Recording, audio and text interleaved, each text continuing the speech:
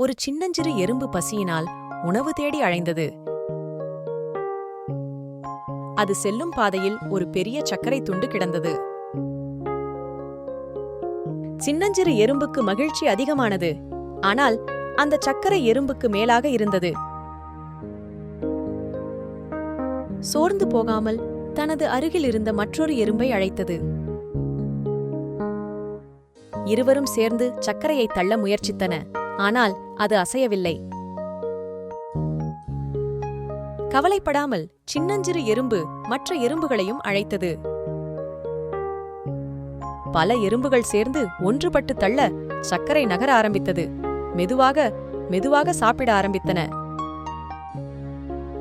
அனைவரும் சேர்ந்து உழைத்ததால் இனிமையான விருந்து கிடைத்தது.